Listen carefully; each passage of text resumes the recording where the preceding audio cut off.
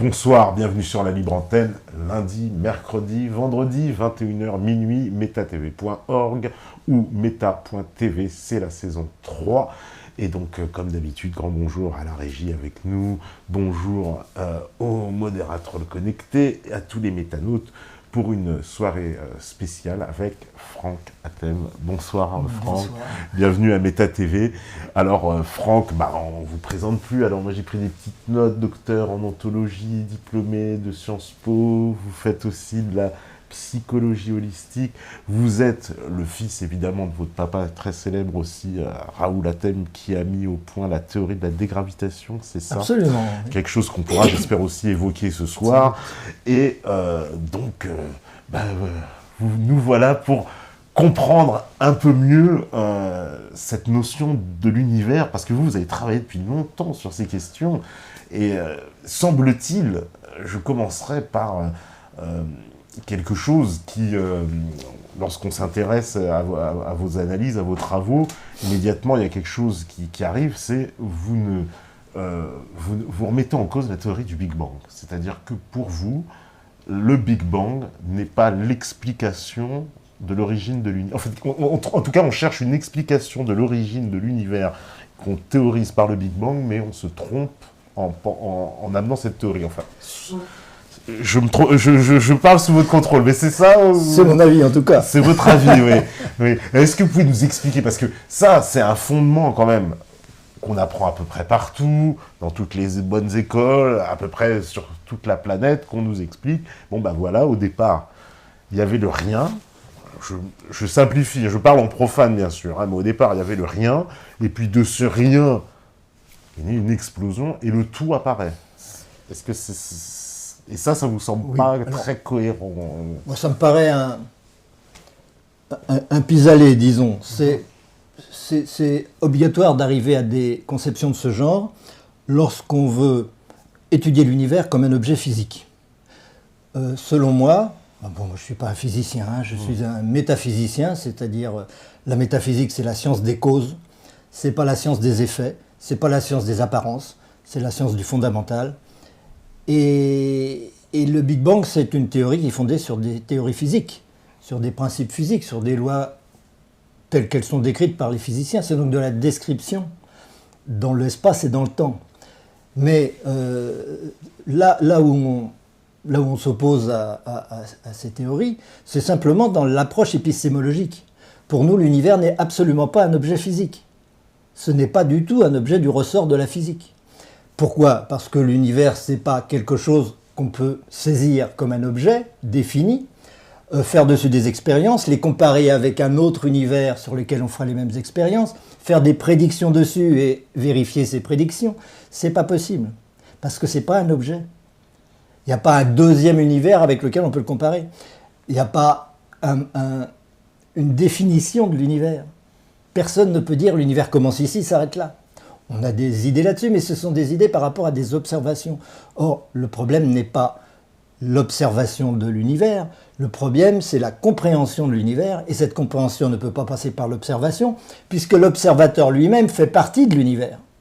Non seulement il fait partie de l'univers, mais l'univers ce n'est jamais que ses perceptions. Vous avez un univers, j'ai un univers, tout le monde a un univers.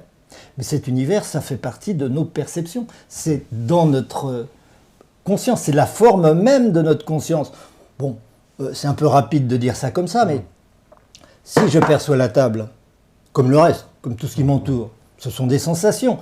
Bien des philosophes, bien des sages, bien des théologiens l'ont dit depuis la nuit des temps. L'univers, c'est des sensations, ce ne sont que des sensations.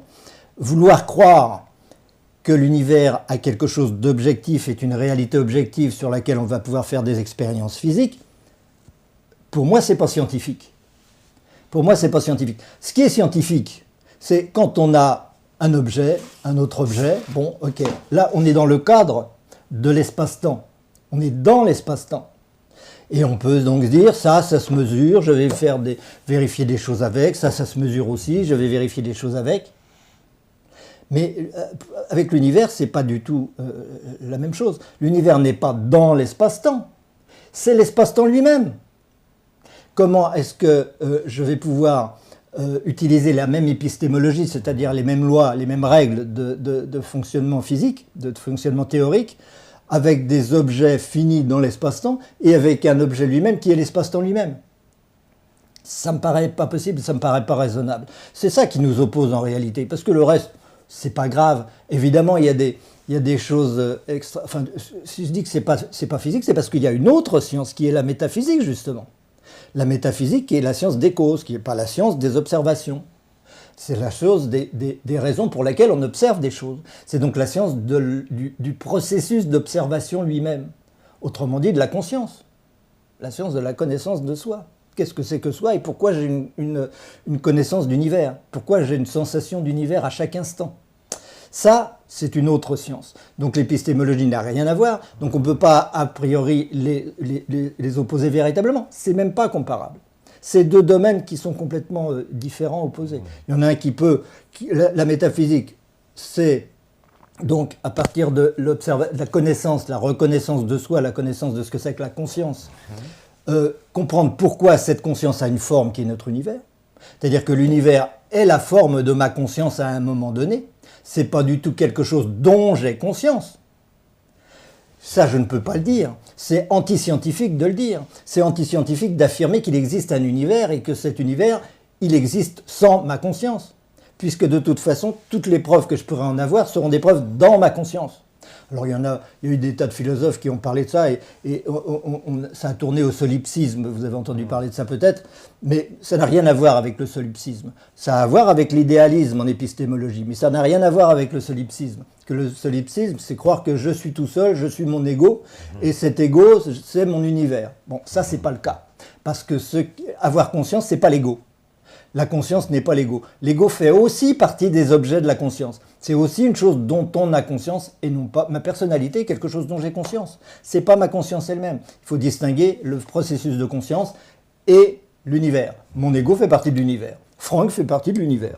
Il n'y a pas de problème. Donc, on ne peut pas résoudre le problème de l'univers en observant Franck. On s'en fout de Franck. C'est pas ça le problème. Le problème, c'est pourquoi il y a la conscience et pourquoi cette conscience a l'impression d'être Franck ici, comme elle a l'impression d'être Jules, Jacques, etc. ailleurs.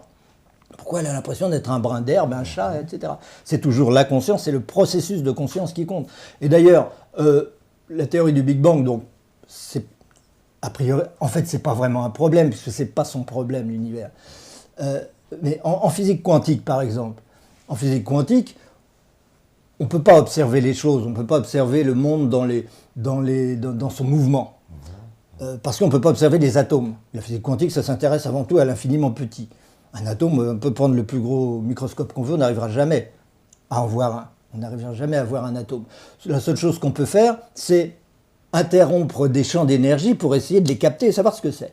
Donc on va l'interrompre, quand on l'interrompt, on dit « tiens, il y a une particule » ou « tiens, il y a une onde » ou « tiens, il y a tout ça », mais dans l'instant présent, et donc on ne peut pas l'observer dans son mouvement. Donc la physique quantique, c'est complètement séparé de l'astrophysique et des autres physiques qui sont dans le mouvement. On observe les étoiles, les planètes, tout ça, ça bouge, on peut dire elle est ici à un moment, elle est ailleurs à un autre moment, tout ça, il n'y a pas de problème. On peut observer ça. Même si ce n'est pas explicatif de l'observer, on peut établir des lois, des règles, tout ce qu'on veut sur les mouvements des planètes. Ce n'est pas pour ça qu'on les explique.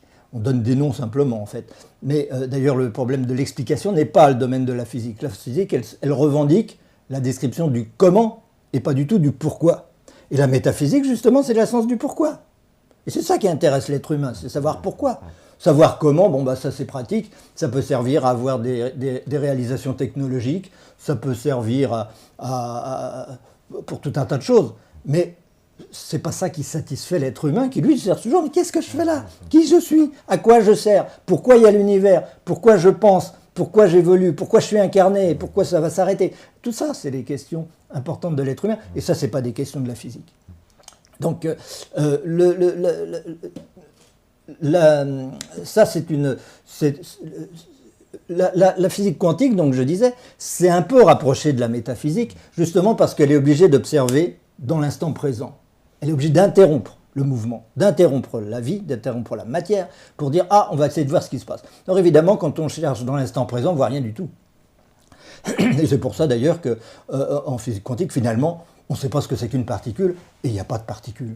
Les particules, c'est des vues de l'esprit, ça n'a plus de réalité vraiment. Donc, avec cette physique quantique, on s'est un peu rapproché de contraint et forcé, hein, parce qu'à l'origine, on veut quand même que la matière existe. On veut quand même que l'univers soit une réalité, on veut quand même comprendre l'univers. Mais c'est pas ce qui se passe. Parce que quand on arrive au bout du compte dans les accélérateurs, etc., à avoir des traces, etc., et des calculs sur des ordinateurs, bon, bah, finalement, on n'est pas plus avancé. On ne sait pas toujours ce que c'est qu'une particule, ce que c'est que tout ça. Et, encore une fois, qu'on prenne une approche en observant les étoiles ou en essayant d'observer l'atome, le problème est le même. L'univers n'est pas un problème de physique, et tant qu'on l'observera, tant qu'on tentera de l'observer et d'essayer d'en tirer des conclusions en le regardant, en l'observant, on n'aboutira pas. On le décrira.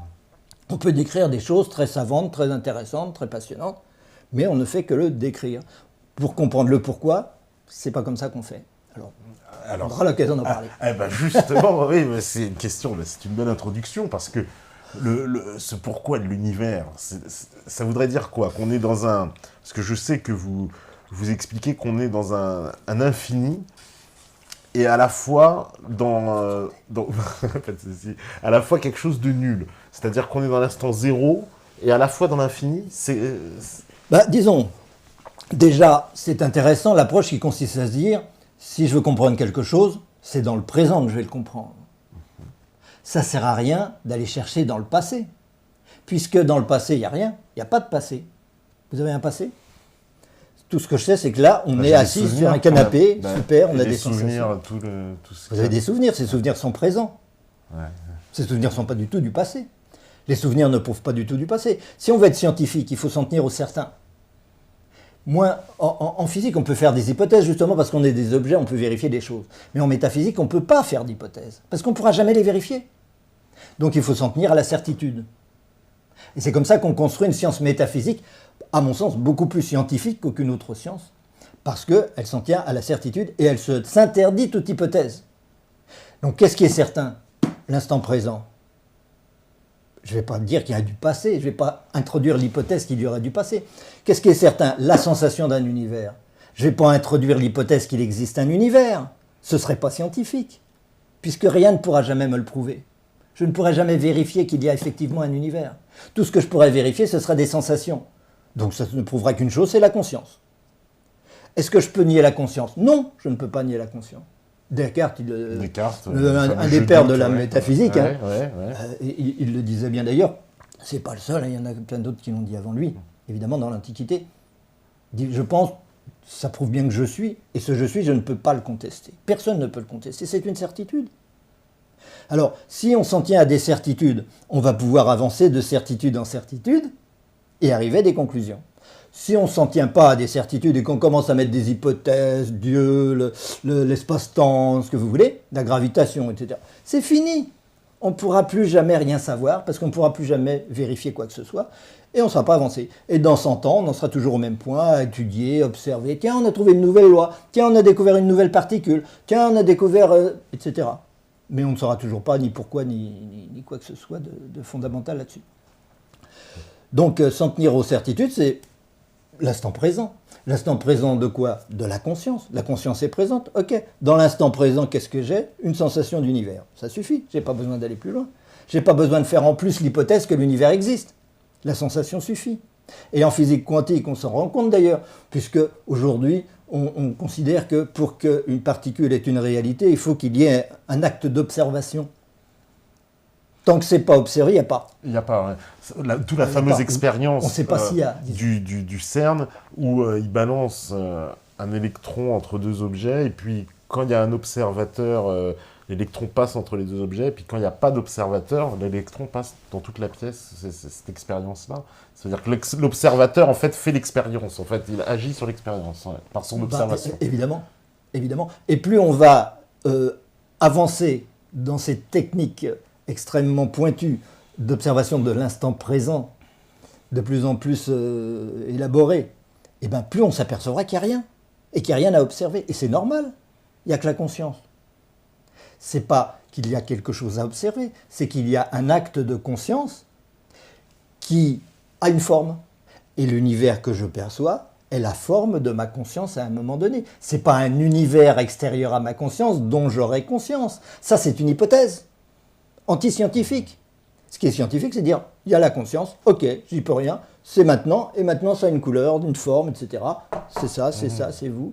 Nous sommes, tout ça, c'est la forme de la conscience. Et donc c'est ma conscience qui projette donc tout ça. Comment c'est pas qu'elle projette. Qu'est-ce qu'elle... Elle ne peut pas faire autrement que ce serait pas une conscience sans justement un univers qui est la conscience elle-même. C'est-à-dire que l'univers n'est pas un objet de la conscience, c'est la conscience elle-même. C'est-à-dire que tout l'univers, c'est de l'esprit. Tout l'univers, c'est ma conscience. Il n'y a pas de conscience en dehors de cet univers. Et même les autres univers, quand je dors, quand je rêve, peu importe. Mon inconscient, tout ça, c'est toujours dans ma conscience. C'est pas autre chose, c'est pas ailleurs que dans ma conscience. Et l'univers, c'est dans ma conscience. Et si on n'est pas sûr de ça, je vais un peu vite en besogne, évidemment. Et les auditeurs, ils vont peut-être se dire où est-ce qu'on m'embarque là. Mais il y a une question essentielle que je pose souvent, d'ailleurs que je pose très, très tôt dans ce livre que je vous ai apporté. La question, c'est la suivante. Et c'est une question très rationnelle, hyper rationnelle. Est-ce que je peux avoir conscience de quelque chose qui ne soit pas dans ma conscience? Je vais se répondre. Et les métanautes, ils peuvent se poser la question aussi. Est-ce que je peux se poser la question. Avoir conscience de quelque chose qui n'est pas dans ma conscience? Autrement dit, moi, vous avez conscience de moi? Bah oui, parce que... Ben oui. Donc je suis dans votre conscience. Ouais. Si j'étais hors de votre conscience... On ne pourrait même pas parler. Non, on ne pourrait même pas communiquer. Vous n'existeriez pas. Mais pas absolument. Ouais. Absolument. À partir du moment où j'ai conscience d'une chose, je sais qu'elle est dans ma conscience. Donc que c'est une partie de ma conscience. Donc que c'est de l'esprit et pas du tout de la matière. C'est une certitude immédiate. Il suffit de se poser la question. Il n'y a pas besoin de dépenser des milliards en accélérateurs de particules pour le savoir. C'est clair. Si j'ai conscience d'une chose, c'est qu'elle est dans ma conscience. Sinon, si elle n'était pas, supposons, il faudrait que vous puissiez me dire où s'arrête votre esprit et où moi je commence. Où s'arrête votre conscience, où moi je commence, si je suis extérieur à la conscience. J'attends. Ouais, par définition, si c'est dans ma conscience, il n'y a rien qui peut être extérieur à ma conscience. En fait, bien sûr. Ça. Alors, les gens qui n'aiment pas ça, parce que en général, on n'aime pas cette façon de voir, parce que tout le monde est attaché à la matière, tout le monde est attaché à l'existence, tout le monde est attaché à ne pas être seul, à ne pas avoir à ce que l'univers l'influence, à ce que l'univers ait une existence réelle. On ne veut pas se dire tout est illusion comme ça. On flippe quand on se dit tout est illusion. Mais c'est pas grave. L'illusion, c'est simplement le fait que tout est dans l'esprit. Tout est l'esprit. Mais c'est merveilleux l'illusion, parce que ça veut dire qu'on peut communiquer. Parce qu'on est dans la même conscience. Parce que le problème du solipsisme, c'est que chacun serait une conscience qui est faux. Il n'y a pas une conscience par personne. C'est la même conscience qui en moi pense et aime, et la même conscience qui en vous pense et aime. Et c'est celle qui nous permet, et c'est cette unicité de la conscience qui nous permet de communiquer, et qui permet d'avoir les mêmes sentiments, les mêmes ressentis, les mêmes souffrances, les mêmes tout ce que vous voulez, et que les mots que je dis ont un sens pour vous. Même s'ils sont compliqués.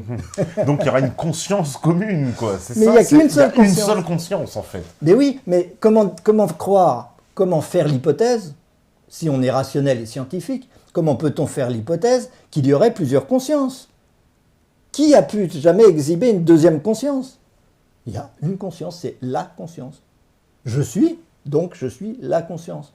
Pour reprendre un petit exemple, pour bien comprendre. Par exemple, la conquête de l'Amérique. Voilà, des Européens, des Amérindiens qui ne se connaissent pas, donc n'ont pas conscience l'un de l'autre, c'est ça? On peut dire ça, on peut estimer qu'ils sont hors de leur conscience. Absolument. L'un ne sait pas que l'autre existe, et l'autre ne sait pas qu'il existe non plus. Et c'est à partir du moment où ils se rencontrent qu'on va dire qu'ils sont... C'est pas ça. C'est pas qu'ils sont en dehors de la conscience. Ils sont en dehors de leur conscient. Parce que la conscience, c'est une bonne partie qui est totalement inconsciente. Parce que la conscience, et tout le problème est là. Parce que cette approche-là, c'est pas pour s'amuser, c'est pas pour rigoler, c'est pas pour faire des jolies choses qu'on a cette approche. C'est pour expliquer les choses. Et on peut expliquer les choses comme ça. Alors que si on fait l'hypothèse de plusieurs consciences ou de l'hypothèse de la matière et de l'univers, c'est fini, on ne peut plus rien expliquer. Alors, il ne s'agit pas de dire il y aurait... les choses apparaissent et naissent et sont là parce que j'en ai conscience, Franck en a conscience.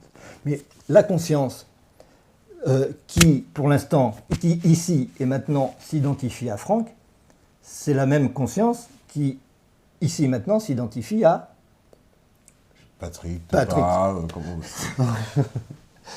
C'est la même conscience, mais le problème, c'est pas une question, le problème, c'est le sujet important, la chose la plus importante, c'est que la conscience est une limitation. Et s'il n'y a pas de limitation, il n'y a pas de conscience. Et pourquoi y a-t-il une limitation? C'est parce que l'infini n'est pas possible. Et ça, c'est vraiment fondamental. Ça, on l'explique à l'université de métaphysique, l'université francophone de métaphysique qu'on a fondée, et où tout cela est expliqué largement, dans tous les détails, etc. Et on prend le temps pour ça, et on vérifie, et on pose des questions, et les gens répondent, et ils méditent, etc. Donc ça va très très loin. Mais ce genre de questions, c'est justement les questions que les gens se posent quand ils approchent ce genre de choses. C'est pas qu'il n'y a pas une conscience infinie. Il n'y a pas du tout une conscience infinie. Cela n'existe pas. Ce qui existe, c'est le processus de conscience qui est justement la nécessité d'aller vers l'infini. Et c'est le fait que l'infini n'existe pas. Il n'y a pas d'infini. Il y a une nécessité d'infini. Il y a une tendance à l'infini. Et la conscience est la manifestation de cette tendance à l'infini. C'est-à-dire que la conscience, c'est l'opposition entre ce qui peut être et ce qui devrait être. L'opposition entre moi et l'infini. Et c'est pour ça que ma conscience, c'est la perception de quelque chose qui me paraît extérieur. Parce que je suis toujours une séparation entre ce que la conscience, là où la conscience se délimite, toujours en tant que personne, mais pas forcément en tant que personne humaine. Hein. Tous les êtres de l'univers, les planètes, les brins d'herbe, tout ce que vous voulez, tout ça est la conscience qui se délimite d'une autre façon. Mais elle se délimite. Elle ne peut pas ne pas se délimiter parce que la conscience, c'est précisément l'impossibilité d'être infini, l'impossibilité de l'infini. Et donc, comme l'infini n'est pas possible, alors tous les finis deviennent possibles. Tous les finis deviennent nécessaires au même titre que l'infini, de façon que l'infini soit, de façon à construire l'infini progressivement. Et c'est pour ça qu'il y a le temps, et c'est pour ça qu'il y a l'évolution, et c'est pour ça qu'on est tous à la recherche de l'infini d'ailleurs. C'est la nature de la conscience que d'être la recherche de l'infini, mais de ne pas pouvoir l'être. Et c'est le conflit entre ce qu'elle peut être et ce qu'elle n'est pas. Et à tous les niveaux d'évolution existent, tous les niveaux de relation, donc entre le zéro et l'infini, vous m'ameniez là-dessus, entre le zéro et l'infini, il y a tous les niveaux de relations possibles, qui sont des niveaux d'amour, qui sont des niveaux de conscience, on les appelle comme on veut, mais qui sont tous des univers différents. Ce qui signifie qu'il y a une seule conscience, mais cette conscience, comme elle ne peut pas être infinie, elle est finie de toutes les façons possibles. Et là, on rejoint aussi la physique quantique, puisque la physique quantique se dit l'univers est discontinu et l'univers est fractal. Ça veut dire quoi? Ça veut dire que il y a toujours une impression que tout est découpé. Il y a des planètes séparées les unes des autres, des particules séparées les unes des autres, etc. Tout ça, c'est la manifestation du fait qu'il ne peut pas y avoir un tout infini. C'est-à-dire un tout infini effectif. C'est-à-dire que si l'infinité serait une sphère, vous comprenez bien, mais une sphère infinie, ça ne veut rien dire. C'est pas possible une sphère infinie. C'est une nécessité, et ça reste une nécessité, et ce n'est qu'une nécessité. Et c'est ça qui est important, parce que c'est la nécessité qui fait l'énergie. Toute l'énergie de l'univers est la manifestation de la nécessité de l'infini, et rien d'autre. Et comme l'infini est une nécessité, mais qu'il est en même temps une impossibilité, on a affaire à une dualité. Et c'est cette dualité qu'on va retrouver dans toutes les traditions ésotériques et toutes les traditions scientifiques et tout ce que vous voulez dans l'histoire de l'humanité et ailleurs. Eh bien, c'est cette dualité qui est à l'origine de l'énergie. Et une fois qu'on a compris cette dualité, on a compris l'énergie. Une fois qu'on a compris l'énergie et sa discontinuité, on a compris l'atome, on a tout compris. On ne peut pas avoir une sphère infinie, donc on a plein de petites sphères séparées les unes des autres, mais de façon fractale. C'est-à-dire que lorsque vous avez une planète ici, une planète là, en réalité, elles ne sont pas séparées. Entre les deux, il y a une infinité d'autres états de conscience avec des sphères plus grandes qu'elles ne perçoivent pas. Mais ces sphères plus grandes, elles se perçoivent elles, mais elles ne perçoivent pas celles qu'elles contiennent. Un peu la même chose que nous prenons pour des êtres humains, mais nous ne percevons pas les cellules qui nous composent. Et les cellules qui nous composent, mais elles nous ignorent. Elles ne savent pas qu'on est là. Elles font leur boulot de cellules, les unes par rapport aux autres. Et nous, ensemble, on fait notre boulot d'être humain. Ensemble, on communique, on fait le travail. Mais on ne sait pas quel être on est en train de constituer ensemble. On n'en sait rien. On ne veut pas le savoir d'ailleurs. Et on ne peut pas le savoir. C'est pour ça que c'est fractal. C'est-à-dire que tout contient tout. Chaque fois que j'ai une particule, elle contient une infinité de particules. Chaque fois que j'ai une planète, elle contient une infinité de particules. Et une particule contient une infinité de particules. Il y a un cosmos à l'intérieur de chaque planète. Parce que si et ainsi de suite, c'est infini. C'est-à-dire que j'aille vers l'infiniment grand, l'infiniment petit, je tombe à chaque fois sur ce même schéma justement de l'infini. Ouais. Sur l'atome, on peut, puisque voilà, vous expliquez, on ne peut pas observer un atome, encore moins, alors j'imagine quoi, un électron qui tourne encore, ça c'est impossible. Oui, impossible. Tout à fait. C'est impossible. Et si on veut les observer, on n'a qu'à regarder le ciel. Dans le ciel, on voit les atomes. Et puis c'est réglé. On les observe, on comprend, si on veut, on peut les comprendre, mais ce sera les mêmes. Ce sera la même chose, c'est le même mode de fonctionnement. Pour la physique, c'est pas le même, évidemment, puisque les modes d'observation sont différents.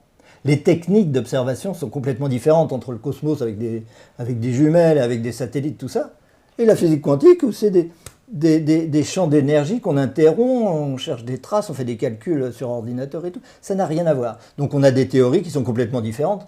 Alors qu'en réalité, le principe est exactement le même. Et donc nous, notre boulot, et ça a été le boulot de mon père depuis 1955, il a réunifié la physique. Il a réunifié l'astrophysique et la physique de l'atome, simplement en reconnaissant que tout cet univers et tout le système atomique est constitué par une dualité, et non pas par autre chose. Cette dualité, c'est mon travail d'ailleurs que j'ai fait à partir de 1973, et j'ai abouti en 1985 par la compréhension de l'origine de la conscience à partir du néant. C'est ça qui compte. Comprendre l'origine de la conscience à partir du néant, c'est parce que j'avais compris l'origine de l'énergie. Quelle énergie? L'énergie magnétique, puisque c'est une énergie dualiste, attractive et répulsive. En quoi est-ce une énergie dualiste, attractive et répulsive? Eh bien, c'est très simple. En tant que nécessité, c'est une attraction. En tant qu'impossibilité, c'est une répulsion. Là se trouve l'origine de l'énergie. La nécessité de l'infini et son impossibilité. Et une fois qu'on a compris ça, on a compris pourquoi toute particule atomique est un aimant complet avec deux pôles magnétiques, comme la Terre est un aimant avec deux pôles magnétiques, le Soleil un aimant avec deux pôles magnétiques, et pas du tout une particule positive ici, une particule négative là. Ça, c'est des théories actuelles, mais elles passeront, et dans 50 ans, 100 ans, on n'en parlera plus. On aura complètement oublié ces conceptions-là qui sont absurdes, simplement. Et qui ne pourrait pas fonctionner d'ailleurs. On n'a pas le temps de s'étendre là-dessus, on s'étend là-dessus dans nos cours, bien sûr, à l'université de métaphysique, mais on démontre très facilement que c'est impossible qu'une particule soit négative, une autre soit positive, qu'elles ne tombent pas l'une sur l'autre, même si on invente les quantas pour ça, et qu'elles restent à une certaine distance, et puis qu'elles puissent changer d'orbite et que le système puisse continuer d'être en équilibre, et que tout ça puisse évoluer. C'est impossible. Pour que ça fonctionne, il faut une dualité dans chaque partie, dans chaque élément. Y compris nous-mêmes alors donc, y compris nous-mêmes, nous sommes une dualité, bien sûr. Ouais. Où elle est notre dualité à nous? Dans la conscience et physique, on est à la fois, je sais pas, j'ai l'impression esprit et matière peut-être. On peut dire ça, mais alors, c'est vrai. Et donc, esprit, vous disiez tout à l'heure, j'ai des souvenirs, tout ça. L'intérieur, c'est des mémoires. L'intérieur, c'est des mémoires. C'est ces mémoires qui font des projections, il y a aussi la nécessité de se projeter à l'infini. Et puis l'extérieur, c'est de la matière. Mais quelle différence? La différence, c'est le fait de séparer les deux. Il n'y a aucune différence entre la matière et l'esprit. Sauf qu'il y a l'essentiel de moi que je place à l'extérieur et une petite partie que je place à l'intérieur. La petite partie que je place à l'intérieur, j'appelle ça de l'esprit. Et la grande partie que je place à l'extérieur, j'appelle ça comment? De l'énergie.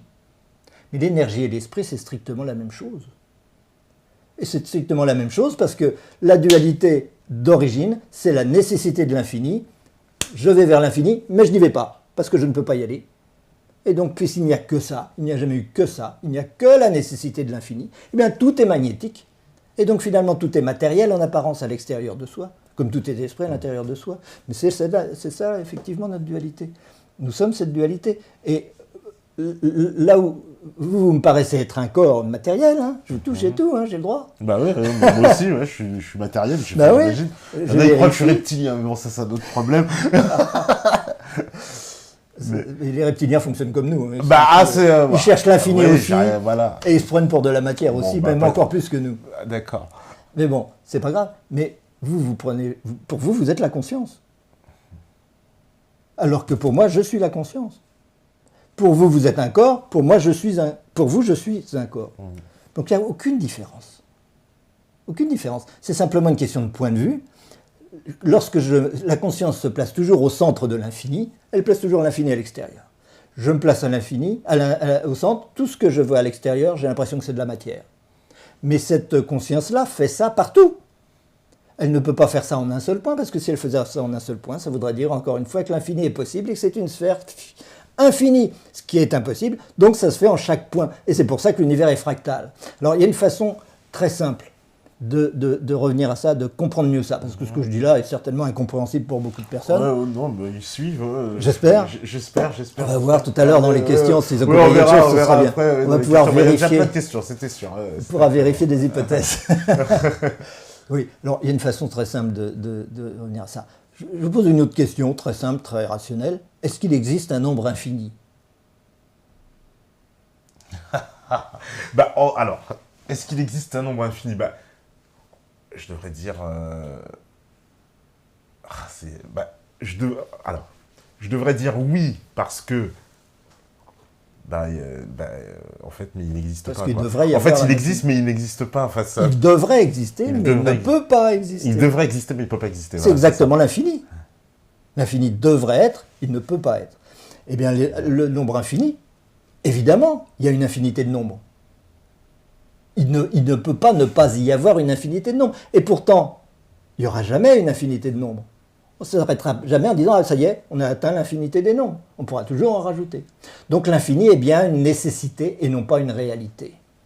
Et donc... C'est pour ça qu'on dit que les mathématiques, c'est le langage de l'univers ?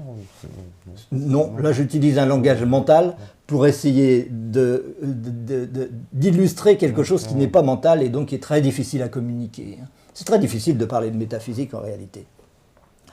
Donc, cette histoire-là, qu'il y a forcément une infinité de nombres, mais il ne peut pas y avoir de nombre infini, c'est exactement ce que je vous disais, c'est l'attraction et la répulsion.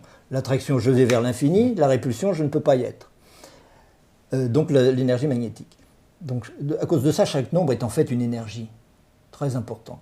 Un nombre, c'est une énergie. C'est une énergie dualiste, comme toute énergie. Alors, ce qui est important de comprendre, c'est qu'à partir du moment où l'infini est une nécessité, alors tous les nombres deviennent nécessaires à leur tour pour que l'infini soit. Mais c'est un leurre et ils n'y arriveront jamais. Mais c'est évident que pour que l'infini soit, il faut qu'il y ait tous les nombres. Il faut qu'il y ait le 24, le 25, le 26. Si vous enlevez le 24, vous allez passer du 23 au 25 et ce sera quand même l'infini? Non, vous êtes obligé d'avoir le 24 aussi. Et donc tous les nombres sont absolument indispensables. Mais pas seulement le 23 et le 24. Entre le 23 et le 24, vous avez une infinité potentielle de nombres aussi. 23,1, 23,2, 23,11, 23,119. Et là aussi, ils sont infinis, parce que je peux Et être à l'infini. à 22,999999999. Voilà. Et Donc vous avez tout à fait compris pourquoi l'univers est fractal. C'est ça que ça veut dire, l'univers est fractal. C'est-à-dire que vous prenez une particule atomique, dedans vous avez une infinité d'univers possibles. Une infinité de particules possibles. Vous en prenez une de ces particules, vous allez encore trouver une infinité d'univers possibles. Il n'y a pas de limite à ça. Tous les nombres sont nécessaires. Ils sont tous nécessaires. Et en même temps, est-ce que vous pourriez avoir 23, 24, 24, 25 ? Ce ne serait pas non plus l'infini. Ça ne veut rien dire. Vous avez forcément un seul de chaque. Ça ne voudrait rien dire qu'il y ait deux fois le même nombre dans l'infini. Ça n'a pas de sens. Ça veut dire quoi ? Ça veut dire que tous les états de conscience sont nécessaires, mais il ne peut y en avoir qu'un à la fois de chaque. Donc nous sommes tous différents, mais tous indispensables. Chacun là où il est, quelle que soit sa nature, je vais dire quelle que soit sa couleur, quelle que soit sa forme, quelle que soit sa taille, etc., quel que soit son niveau d'évolution, que je sois un caillou, que je sois un baobab, que je sois un chat, que je sois un dinosaure, que je sois une planète, une étoile, une galaxie, n'importe, chacun de ces niveaux de conscience est absolument indispensable pour constituer l'infini. Et chacun, là où il est, contient potentiellement tout l'infini d'ailleurs. Chacun est indispensable et chacun est unique. Il n'y en aura pas de pareil. Vous n'aurez pas deux brins d'herbe pareils. Même s'il y a une infinité potentielle de brins d'herbe, vous n'aurez jamais de brins d'herbe strictement identiques, c'est impossible. Donc c'est très important parce que c'est ce genre de constat, de compréhension. On est resté dans des certitudes. Hein. On n'a pas fait une seule hypothèse depuis tout à l'heure. On est resté dans ces certitudes. Et en suivant, en tirant le fil d'Ariane de cette certitude, de la nécessité de l'infini et de la présence de l'être, eh bien, je débouche déjà sur des principes moraux, psychologiques, spirituels. Tout de suite. Vous vous rendez compte ? Ça veut dire que dès l'instant que vous commencez à faire de la métaphysique correctement, avec une épistémologie juste, eh bien tout de suite, non seulement vous comprenez l'univers, on l'a déjà compris en fait, parce qu'on a déjà compris l'origine de l'énergie. Après, le reste va suivre. C'est très facile de comprendre pourquoi les particules s'agglutinent pour faire des particules séparées les unes des autres. Et une fois séparées les unes des autres, elles vont se mettre à tourner sur elles-mêmes et à s'accélérer et à se stabiliser, à former de la matière solide. Et elle ne peut pas faire autrement parce que si la matière n'était pas ressentie comme solide et n'était pas ressentie comme une limite, eh bien il n'y aurait pas de limite. Et donc l'infini serait possible. Mais l'infini n'est pas possible. Donc il y a des limites. Donc il y a toutes les limites. Et donc toutes les formes de matière possibles. Toutes les sensations de matière possibles. Ce qui veut dire que chacun est un univers à lui entier, tout entier, un univers à lui tout seul, et que cet univers, il est limité. Il est limité, mais ça veut dire qu'on serait donc chacun dans un univers, mais dans une même conscience. On appartiendra à la même conscience. C'est une seule conscience. À plein d'univers pour une seule conscience. Tous ces univers sont dans la même conscience. Donc on est exactement à l'inverse de ce qu'on croit d'habitude. D'habitude, d'ailleurs, c'est marqué sur la couverture de ce livre. Nous ne sommes pas, comme on croit, plusieurs consciences ayant conscience d'un univers réel, objectif, mais une infinité de consciences. Une infinité de... Alors, le contraire. Je veux dire la phrase. Nous ne sommes pas plusieurs êtres ayant conscience d'un univers unique, mais un seul être ayant conscience d'une multitude d'univers personnels. Voilà. Chacun d'entre nous est la même conscience qui vient d'un univers différent. Et là, vous comprenez maintenant pourquoi les conquistadors ne savaient pas que l'Amérique existait, alors que les Indiens d'Amérique le savaient très bien. Évidemment. Parce que la conscience est limitée, elle est forcément limitée, puisqu'elle ne peut pas être infinie. Donc elle se limite à un univers personnel. Et tous les univers personnels existent. Donc l'univers du conquistador existe, l'univers des Indiens d'Amérique existe, l'univers des brins d'herbe existe. Et pour un brin d'herbe, nous n'existons pas. Et le jour où on leur marche dessus, tiens, qu'est-ce qui se passe ? Mais avant, ils ne savent pas du tout qu'on existe. C'est comme ça. C'est absolument inévitable. Ça veut dire que le principe, c'est quoi alors ces univers ? Ils se rencontrent, ils s'entrechoquent, comment ça s'aligne tout ça C'est une excellente question. Excellente question. Et la réponse est très simple. Entre le zéro et l'infini, entre le fait d'être conscient, c'est-à-dire de s'opposer complètement à l'infini et d'être nul au centre. C'est ça la conscience. Le principe de conscience qui nous est commun à tous, c'est l'opposition du zéro à l'infini. Et cette opposition du zéro à l'infini, c'est l'opposition de la nullité du néant à son infinité en réalité. Mais je ne vais pas rentrer dans ces détails extrêmement abstraits, ça nous emmènerait encore trop loin.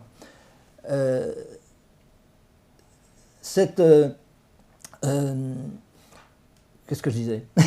le niveau de conscience. Oui, est-ce que c'est les univers qui s'entrechoquent ? Oui, alors ils ne s'entrechoquent pas, mais entre ce zéro et cet infini, il y a une infinité de possibilités d'être conscient et donc d'univers différents, des univers parallèles en quelque sorte, chacun en étant un, mais ces univers sont contenus les uns dans les autres, évidemment. C'est comme si si j'avais un tableau, je vous ferais un rond avec un point au milieu, et puis tous les univers, c'est des petits cercles autour du zéro, jusqu'à arriver à l'infini sans jamais y arriver. Donc, en fin de compte, entre le zéro et l'infini, il y a une infinité de relations possibles à l'infini, c'est-à-dire des niveaux de conscience, des formes de conscience, et ces égos, donc, j'appelle ça des égos, des personnalités, même si c'est un chat, une vache ou autre chose, ces égos sont concentriques. ils ne sont pas juxtaposés, ils ne vont pas s'entrechoquer, ils sont concentriques, c'est-à-dire que vous prenez un cercle à un endroit, il contient un tas de cercles qui lui sont intérieurs, et il y a tous les autres cercles qui lui sont extérieurs. Et où que vous vous mettiez, il y a toujours ce qui est intérieur et ce qui est extérieur. Alors, par exemple, vous et moi, nous sommes des êtres humains pour l'instant, ici et maintenant. Eh bien, en tant qu'être humain, nous contenons tout ce qui est une bonne partie de ce qui est humain. Nous n'avons pas encore fait toutes les expériences humaines. Notre mémoire ne contient pas encore toutes les expériences humaines possibles, mais elle en contient déjà un beau paquet. Mais elle contient toutes les expériences animales. Et elle contient toutes les expériences végétales. Et elle contient toutes les expériences minérales. Tout ça, c'est acquis. C'est pour ça qu'on est des êtres humains. C'est pourquoi ça constitue un niveau humain de relation avec l'infini, qui nous permet de communiquer comme ça, de parler comme ça, d'avoir une spiritualité et tout ça, ce que n'auront pas les cailloux. Les cailloux, c'est la conscience à un niveau beaucoup plus primitif, que nous contenons, mais eux ne nous contiennent pas. Vous voyez ce que je veux dire ? Les égos sont concentriques. Alors, dans le niveau humain, c'est pareil. Hein. Dans le niveau humain, si on prend la tranche juste des êtres humains, pour les reptiles, je ne sais pas. Vous me le direz. Donc, pour les êtres humains, il y a une certaine tranche de l'évolution qui est humaine. Et dans cette tranche, il y a aussi une infinité possible de caractères, de personnalités qui se contiennent les unes les autres et qui sont en relation les unes les autres. Et chacun peut être le maître ou l'élève d'un autre, d'ailleurs. Certaines parties de nous-mêmes... Mais ces univers, je veux dire, par exemple, ce qui va constituer le fondement de quelqu'un, puisque là, on a dit, la personne, elle représente un univers à elle-même. Par exemple, ses parents, c'est quoi? Ils s'appartiennent au même univers, à un moment donné, ils fusionnent ou non, chacun est dans son univers et Ce sont des univers complètement séparés. Complètement séparés. Mais avec beaucoup de points communs. Avec beaucoup de points communs, voilà. Comme nous avons un point commun, c'est d'être assis sur ce canapé. Nous avons un autre point commun, c'est d'avoir 2 bras, 2 jambes. Un autre point commun, c'est d'être des terriens. Si on était sur une autre planète, nos univers seraient complètement différents. Qui sait si nos parents ne sont pas sur une autre planète? Oui, c'est pas grave. Tout ça, c'est des univers. On s'entraide, on participe à la vie les uns des autres. Moi, j'ai besoin de mes parents, ils ont besoin de moi, d'autres ont besoin, etc. Chacun vit avec son univers la façon pour faire les expériences qu'il a besoin de faire pour passer à l'étage supérieur.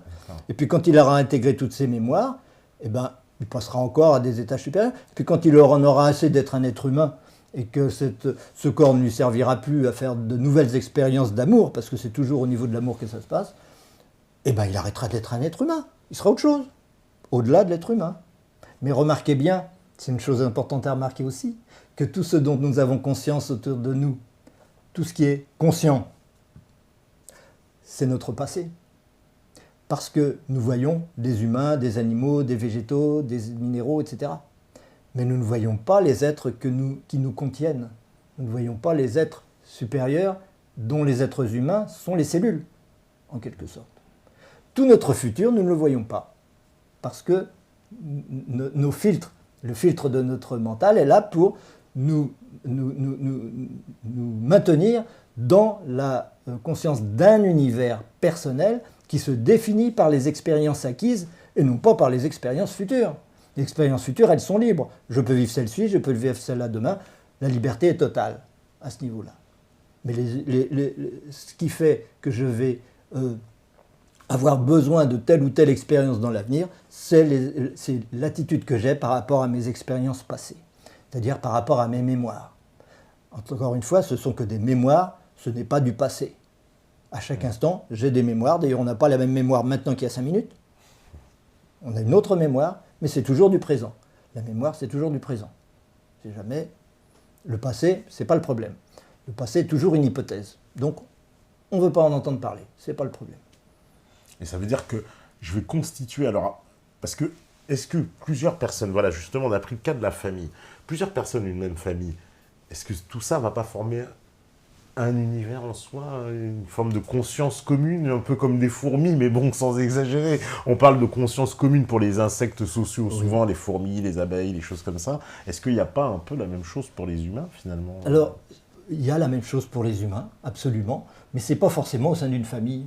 Ça peut l'être, mais ça ne l'est pas forcément. C'est-à-dire que les familles d'âmes se réunissent parce qu'elles ont besoin les unes des autres, même avec des étrangers qu'on n'avait jamais vus.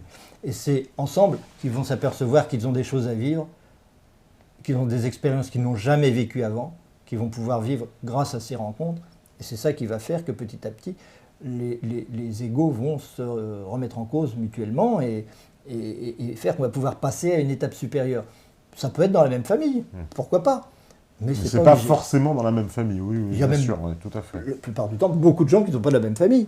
Mais c'est comme ça qu'on passe. L'être que nous constituons, en fait, il existe déjà, puisqu'il n'y a pas de temps. Le temps est une illusion. Donc cet être-là, nous ne sommes pas encore conscients, mais il existe déjà. Nous le constituons déjà. Nous ne le savons pas. Un jour, nous nous identifierons à cet être, et à ce moment-là, on se dira, je suis passé dans la 5e dimension. Dans une autre dimension. C'est ça que ça veut dire. On sera passé dans une dimension à un autre niveau que le niveau humain. Et on se dira, ça va de soi. Et puis on verra les humains, on verra les animaux, on verra tout ça encore pareil. Sauf qu'on vivra à un autre niveau, qu'on appelle le causal d'ailleurs, où nous ne nous identifions pas à un être humain, mais à quelque chose d'autre que l'être humain. Et cet être auquel nous ne nous identifions pas encore, eh ben, il est déjà là. Il est déjà là, il l'a toujours été, potentiellement. C'est pas notre boulot pour l'instant de nous y identifier, mais ça viendra. Il y a un jour, on s'y identifiera. Alors, le jour où on s'y identifiera, je vous pose encore une question, j'arrête pas, c'est l'invité qui pose des questions à l'intervieweur, hein, excusez-moi. Ce sera vous ou ce sera moi qui aura conscience d'être cet être supérieur? Je sais pas. Mais ce sera soi, c'est tout. Il n'y a qu'une seule conscience. Oui, donc... C'est-à-dire que pour l'instant, on est cette conscience, mais on se croit séparés alors qu'on n'est pas séparés. On se croit deux personnes, on se croit deux consciences, mais ce n'est pas du tout le cas. On est déjà une conscience. On est une conscience qui vit deux destins séparés, deux destins différents. Et la même conscience vit des tas de destins différents. C'est tout. Et puis petit à petit, on s'aperçoit qu'on est de moins en moins nombreux. On s'aperçoit qu'on est de plus en plus un. Le but étant l'unité du zéro et de l'infini, c'est-à-dire la réalisation de l'infini, sans jamais y arriver. C'est pour ça que l'évolution est sans fin, et que la conscience est éternelle. Alors, ça veut dire que, parce qu'il y a quand même le problème, là, vous venez d'expliquer, le temps est une illusion. Donc, ça voudrait dire que le temps, en fait, on est, quelque part, ce que je suis là, n'est que la somme de tout ce qui s'est passé avant, c'est ça? C'est-à-dire, si je suis là... aujourd'hui, on va dire, et si je suis ce que je suis, ce n'est que l'addition, finalement, de tout ce qui est antérieur. De tout ce qui est intérieur, de ce que j'ai voulu être, en fait, quelque part, ou de ce que... C'est ça que ça veut dire? Oui. Mais lorsque je dis le temps est une illusion, c'est comme le reste, hein. L'univers est une illusion, tout ça est une illusion, c'est normal et c'est sain, et c'est parfait, il n'y a pas à s'en plaindre. Ça veut dire simplement que ce passé, il est encore là. C'est-à-dire que ce n'est pas du passé. Et que le futur, il est déjà là. C'est-à-dire que ce n'est pas du futur. Simplement, la conscience sélectionne. Elle se limite. Donc elle se limite à un certain passé et un certain avenir. Elle définit ce dont elle a conscience et ce dont elle ne veut pas avoir conscience. Donc le passé, il est là. On en a conscience. On a des mémoires. On a un univers, etc., qui est le passé dont on veut bien avoir conscience. Le reste, on ne veut pas le savoir. Mais il est présent. Il n'a jamais été passé. Il ne sera jamais passé. Il est éternel comme le reste. Ce qui est l'illusion, c'est le fait de croire qu'il y a un passé effectif.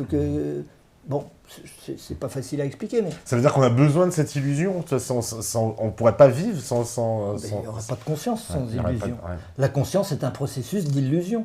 La conscience consiste à créer de l'illusion tout le temps et à changer tout le temps cette illusion. Ce qui veut bien dire d'ailleurs qu'il n'y a pas d'univers. À chaque instant, tout change tout le temps. Donc, quand on dit l'univers, ça veut dire quoi? L'univers. Lequel? Quel univers? Puisque dans le présent, mais le présent a changé. C'est plus du même univers maintenant qu'il y a 5 minutes. Quel univers on parle? De quoi on parle quand on parle de l'univers? On ne parle de rien du tout. C'est l'illusion dont la conscience a absolument besoin pour aller vers l'infini sans jamais y être. Elle y va sans y être, donc il y a un conflit entre une nécessité d'aller dans un sens et la possibilité d'aller dans l'autre. Et bien là où se rencontrent ces deux volontés contraires, ces deux nécessités contraires, il y a la conscience, et la conscience sous forme particulière, c'est-à-dire discontinue, et c'est-à-dire solide, puisque ce sont deux volontés qui s'opposent, c'est une volonté solide, c'est la matière. Et c'est ça, d'accord, c'est la matière. Et donc tout notre univers nous paraît solide comme ça, une prison matérielle. Mais par exemple, ça veut dire que quoi, on pourrait s'extraire de cet état-là On voudrait tout le temps s'extraire de cet état-là. On passe notre temps à essayer de se libérer de ça. Alors, ça veut dire quoi, les grands, on parle souvent en Inde ou dans les temples en Chine, les gens qui sortent de leur esprit, qui transcendent, ça veut dire quoi, ils ont un état de conscience tellement supérieur d'eux-mêmes qu'ils en arrivent justement à devenir les maîtres de leur univers, entre guillemets. C'est comme ça qu'il faut l'interpréter. Ils sont dans le fait d'avoir une bonne connaissance de soi. Le fait d'avoir une très bonne connaissance de soi signifie qu'on n'a pas peur. Vous voyez ce que je veux dire? Ce qui fait le plus peur, c'est se connaître soi-même. C'est pas de plonger, de sauter, de faire ce que vous voulez. La plus grande peur, c'est se connaître soi-même. Un maître qui est capable de se connaître soi-même, il n'a plus peur. S'il n'a plus peur, il va moins freiner par rapport à son devenir. Et donc, il est capable de circuler dans le passé comme dans l'avenir, beaucoup mieux que quelqu'un qui est crispé sur son ego et se dire « moi, je suis ça, je ne veux surtout pas que ça bouge.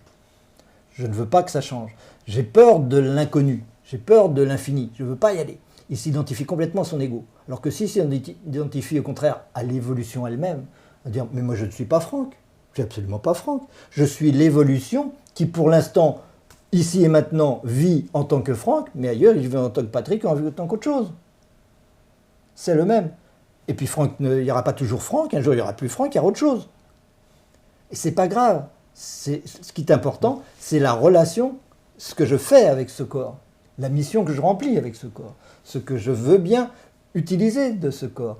Et au sens où le fait de réaliser sa mission veut dire qu'on l'use, ce corps. Ça veut dire qu'on va l'éliminer petit à petit. Et si on veut toujours tout garder, alors là, on ne remplit pas sa mission. Et un maître qui n'a pas peur, non, bon, il va vivre son destin avec joie et aller de l'avant et aller vers l'infini en essayant de se familiariser avec cet infini tout de suite, maintenant, sans attendre et sans freiner des cas de fer. Et pour cela, ce sera beaucoup plus facile pour lui de circuler et dans le passé, c'est-à-dire de s'identifier à un arbre, de s'identifier à un caillou, n'importe, comme un chaman, ou au contraire de se projeter dans un futur, dans une autre dimension à laquelle normalement il ne devrait pas avoir encore accès. Mais le fait de s'y projeter et d'aller circuler comme ça dans la totalité de soi-même, ou même dans d'autres lieux, puisqu'il y en a qui circulent dans les autres planètes, hein, vous connaissez ça, mais même sans fusée, hein, je dis physiquement, et qui y sont réellement, eh bien, le fait de pouvoir circuler comme ça ne veut pas dire qu'on est capable d'y rester. Ce n'est pas le moment d'y rester. On ne peut pas brûler les étapes. Pour passer du 24 au 25, il faut passer par toutes les étapes. Pour passer du 24 au 30, il faut passer par le 25, le 26, le 27, le 28. On ne va pas passer du 24 au 30 simplement parce qu'on aura médité. Pas du tout. Mais on sera passé du 27 au 24 beaucoup plus vite et beaucoup plus facilement, avec beaucoup moins de souffrance et beaucoup plus de joie que si on freine, on dit « je suis le 24, je ne veux pas rester le 24, je ne veux surtout pas être le 25, et le 24, je vais le tuer parce qu'il me menace, parce qu'il me remet en cause. » Vous comprenez la différence? C'est ça l'important. La métaphysique, c'est là pour nous apprendre à vivre et à relationner avec les autres. Et être en bonne relation avec la planète, avec les autres êtres humains, avec les autres règnes de la nature, etc. Au lieu d'être crispé sur l'idée qu'on se fait de soi-même, en se disant « le reste, je ne le comprends pas, donc je m'en méfie, j'en ai peur ». Eh ben, c'est très intéressant, ça me permet de faire la transition parce qu'il y a la pause, voilà. Et donc, restez connectés sur MetaTV, c'est l'heure du thé et on se rejoint juste après avec Franck Hatem. Voilà. Je fais des rimes et tout, c'est mon côté Baudelaire. Allez, à vous la régie.